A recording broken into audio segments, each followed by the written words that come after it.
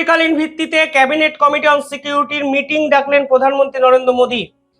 ভুটানে গিয়ে তিনি পরিষ্কার বার্তা দিয়েছিলেন যে এই ষড়যন্ত্র যারা করেছে তাদেরকে খুঁজে খুঁজে বার করবে ভারত এবং দিল্লি ব্লাস্টের সঙ্গে জড়িত সকল অপরাধীদের আন্তর্জাতিক স্তরের সামনে শাস্তি দেওয়ার ঘোষণা ভারতের পক্ষ থেকে প্রধানমন্ত্রী নরেন্দ্র মোদী করেন। আর এরপরেই যে খবর উঠে এলো তা কিন্তু নিঃসন্দেহে পাকিস্তানের জন্য ভয়ঙ্কর, কারণ ক্যাবিনেট কমিটি অন সিকিউরিটির মিটিং যতবারই হয়েছে ততবারই ভারত কিন্তু কোনো না কোনো বড় ধামাকা করেছে। দেখুন, এটি কোনো রুটিন মিটিং নয়। যখন আমাদের দেশের অত্যন্ত গুরুত্বপূর্ণ কিছু সমস্যা তৈরি হয় বা অত্যন্ত গুরুত্বপূর্ণ বিষয়ে আলোচনার প্রয়োজন হয়, তখনই কিন্তু প্রধানমন্ত্রী এই ক্যাবিনেট কমিটি অন সিকিউরিটির মিটিং ডাকেন এবং অত্যন্ত হাই প্রোফাইল ব্যক্তিত্বরা এই মিটিংয়ে কিন্তু উপস্থিত থাকেন। এবং আমি আপনাদের টাইম লাইন ধরে ধরে বলে দিচ্ছি যে কখন কখন ভারত শেষ 5 বছরে এই ক্যাবিনেট কমিটি মিটিং ডেকেছে, তাহলেই আপনারা বুঝবেন এই মিটিংয়ের গুরুত্ব ঠিক কতটা। প্রথমত বলি, এই মিটিংয়ে কারা কারা উপস্থিত থাকবেন। দেখুন, এই মিটিংয়ের চেয়ার করবেন প্রধানমন্ত্রী স্বয়ং নরেন্দ্র মোদী। উপস্থিত থাকবেন স্বরাষ্ট্রমন্ত্রী অমিত শাহ, ডিফেন্স মিনিস্টার রাজনাথ সিং, বিদেশমন্ত্রী জয়শঙ্কর। এছাড়াও এই মিটিংয়ে প্রতিনিধিত্ব করবেন অর্থমন্ত্রী, আমাদের দেশের অর্থমন্ত্রী Nirmala Sitharaman. National security advisor Ajit Doval থাকবেন। পাশাপাশি আর্মি চিফ থাকবেন। এখানে প্রত্যেকটি দপ্তরের ক্যাবিনেট সেক্রেটারিরা উপস্থিত থাকবেন, রয়ের ডিরেক্টররা উপস্থিত থাকবেন, আইবির ডিরেক্টর উপস্থিত থাকবেন। অর্থাৎ এই মিটিংয়ে যারা উপস্থিত থাকবেন তারা আমাদের দেশের বকলমের ডিসিশন মেকার। এবং অপারেশন সিন্দুরের আগেও এই মিটিং কিন্তু অর্গানাইজড করা হয়েছিল এবং এই মিটিংয়েই কিন্তু কার্যত অপারেশন সিন্দুরের ছাড়পত্র দেওয়া হয়। তারপর পাকিস্তানে ঢুকে ভারতের ব্রহ্মস, 9টি জঙ্গি ঘাঁটি এবং 11টি মিলিটারি বেস সম্পূর্ণ চূর্ণ বিচূর্ণ করে দেয় পাকিস্তানের। যদি আপনারা শেষ 5 বছর দেখেন তাহলে দেখবেন 2025-এ 5বার ক্যাবিনেট কমিটি অন সিকিউরিটির মিটিং অর্গানাইজ করা হয়।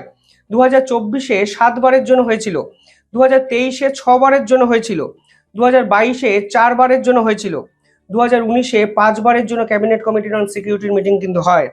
2025-এ এপ্রিল 23 সে সময় ক্যাবিনেট কমিটি অন সিকিউরিটির মিটিং হয়েছিল পেহেলগাম টেরর অ্যাটাকের পর।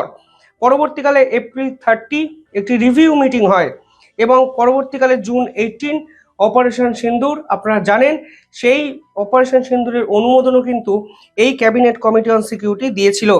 পাশাপাশি সেপ্টেম্বরের 9 তারিখ নেপালে যে পলিটিক্যাল ঝুটঝামেলা হয়েছিল সেটা নিয়ে কিন্তু একটি মিটিং ভারতের প্রধানমন্ত্রী নরেন্দ্র মোদী অর্গানাইজ করেন এবং এরপর নভেম্বর 12 অর্থাৎ কালকে মানে নভেম্বরের 12 তারিখ এই মিটিং কিন্তু হচ্ছে।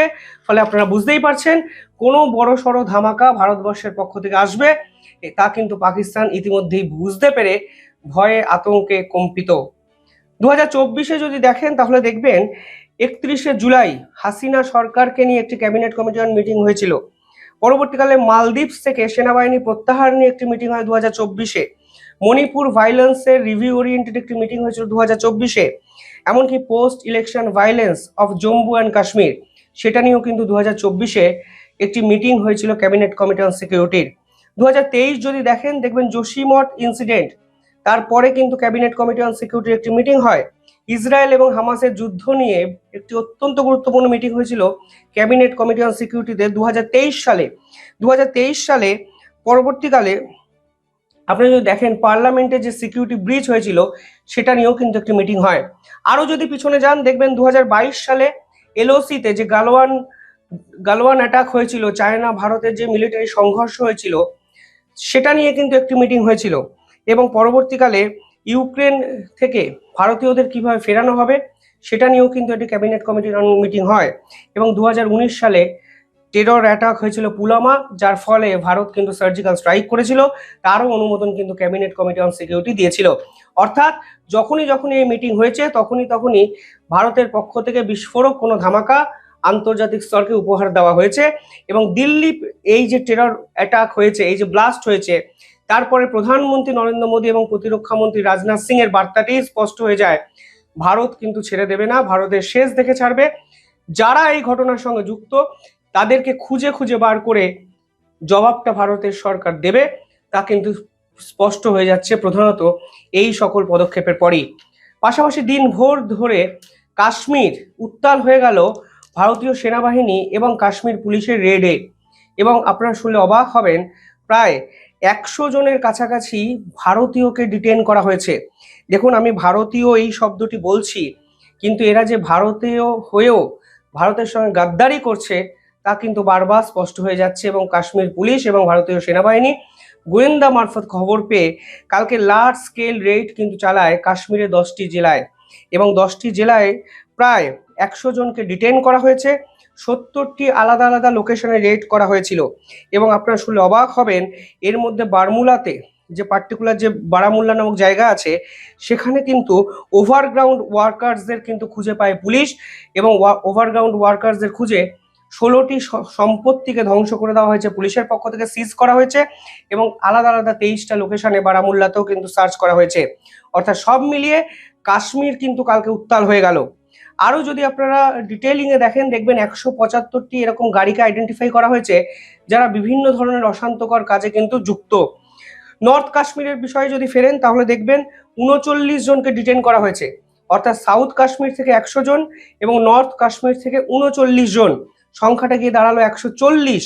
এবার বোঝার চেষ্টা করুন, এই 140 জনের মধ্যে যদি 70% মানুষও সিরিয়াসলি ভারতের বিপক্ষে যে পরিকল্পনা করেছে সেগুলোকে সাকসেসফুলি করে ফেলতো, তাহলে ভারতের বিপক্ষে ঠিক কত বড় আক্রমণের সম্ভাবনা তৈরি হতো। যাই হোক, পরবর্তীকালে দেখুন কাশ্মীর পুলিশের পক্ষ থেকে একটি স্টেটমেন্ট দেওয়া হয়েছে। তারা পরিষ্কার বলেছেন, after credible inputs suggested their involvement in activities detrimental to public peace and security. ফলে এটা পরিষ্কার হয়ে যাচ্ছে, দেখুন পুলিশও স্টেটমেন্টে বলছে যে পাবলিক সিকিউরিটি এবং পিস ধ্বংসকারী এই সকল ব্যক্তিদের বিপক্ষে তারা ইনপুট পেয়েছে, এবং ইনপুট পেয়ে তারা জম্মু কাশ্মীরের প্রায় 100টা লোকেশন তারা তন্ন করে সার্চ করেছে, 140 জনকে ডিটেন করেছে, 175টি গাড়িকে তারা আইডেন্টিফাই করেছে, 16টি প্রপার্টি তারা নষ্ট করেছে। অর্থাৎ এই পুরো কাজকর্মগুলো কিন্তু হয়েছে ভারতের কাশ্মীরে।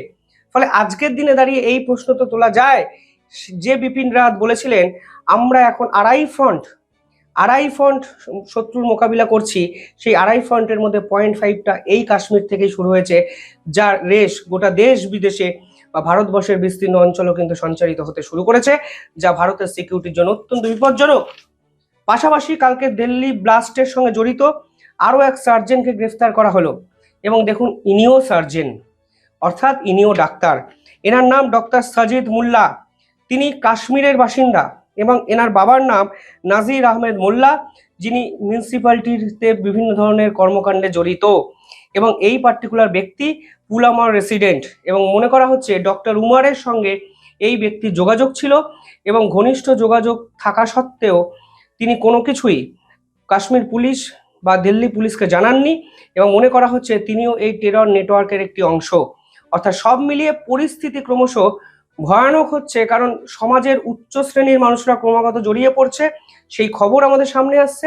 অন্যদিকে কাশ্মীরেই ধরা পড়ছে একের পর এক ভারতীয়, যারা ভারতীয় হলেও ভারত বিরোধিতায় মগ্ন, পাকিস্তানের সঙ্গে হাত মিলিয়ে ভারতকে টুকরো করার চেষ্টা করছে, এবং গোটা ভারতকে কার্যত ভয়াবহতায় মুড়ে দিচ্ছে। এবং অন্যদিকে আমাদের ক্যাবিনেট কমিটি অন সিকিউরিটির মিটিংও কিন্তু প্রধানমন্ত্রী নরেন্দ্র মোদী ডাকলেন। অর্থাৎ কিছু না কিছু রান্না হচ্ছে, কি আসবে সেটা আমাদের সময় বলবে। দেখতে থাকুন দ্য ইন্ডিপেন্ডেন্ট বেঙ্গল। আমি আপডেট এলে আপনাদের সামনে রেগুলার আপডেট বেসিস যেমন নিয়ে আসি, এরপরেও নিয়ে আসবো। চ্যানেলটিকে সাবস্ক্রাইব করে পাশে থাকা বেল আইকনটি ক্লিক করে রাখবেন। ধন্যবাদ, ভালো থাকবেন।